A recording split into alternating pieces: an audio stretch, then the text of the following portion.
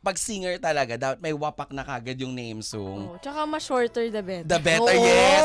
JR. Mga four. Kyla. Mga four letters. Jonah. Di ba yung Darren nga, tinanggal yung Espanto. Oh. Darren. Di ba yung ganyan? Oo. Kasi yung dati, Fatima Luis, parang haba eh. Parang- Correct, oo. Parang ang tagal pang parang singer-performer, Fatima Luis. Parang ang haba, pang beauty queen. Oo. Di ba? Fatima Luis. Parang I believe. I believe, ganun yun. Pero nung singer na, please welcome, Fana! Ganon. Oo, diba? Tama. Ganun lang pala yun. Oo, ganun lang yun.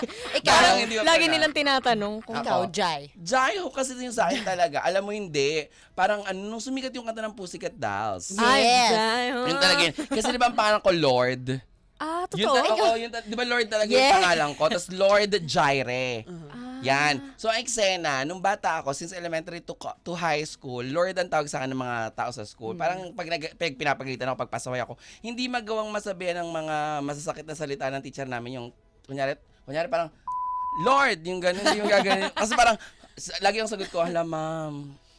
Ganun ko lang siya. Parang nagigilty Diba? yung si Parang Lord. nagigilty sila. Kunyari parang, ikaw talaga pasaway ka, Lord. Ay. Parang, hala ma, hindi ko alam kung ako yun.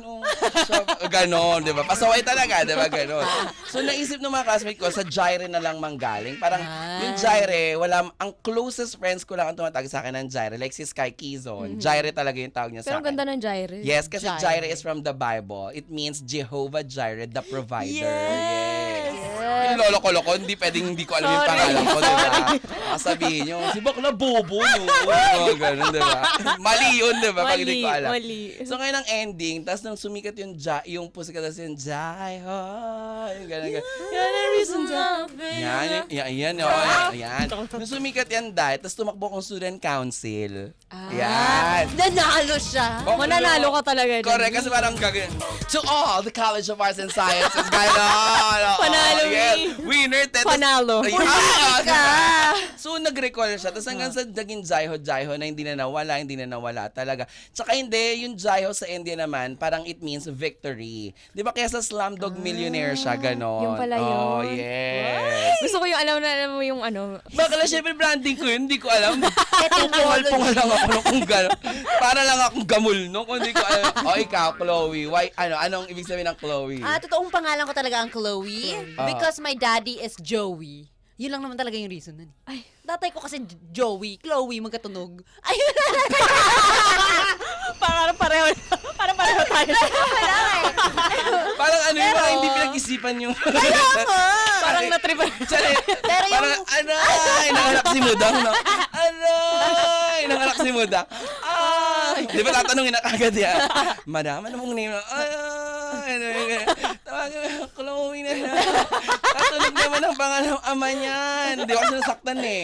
Katunog ng pangalan ng ama, yung Joy, yung Chloe. Ganon.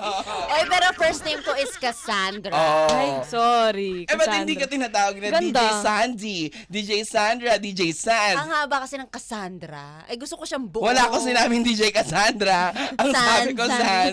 So yung Chloe, parang screen name. Hindi, second name. Cassandra Yeah, Chloe. Chloe. Given naman. Ganda. Kasi yung iban, wala nung pinagmulan yung pangalan. San dun? Bakit? Yung gano'n. O, alimbawa, di ba yung Papa Tonyo, di ba? Wala namang Tonyo dun sa pangalang Dindo Baraklan, di ba? Malayo. Kasi yung Tonyo doon, di ba? Layo, Oo. Niloloko mo ba kami? Ganon. Oo. Di ba? Dindo, asan ang Tonyo doon, ate? Yung ganyan. Naligaw. Wow. Naligaw.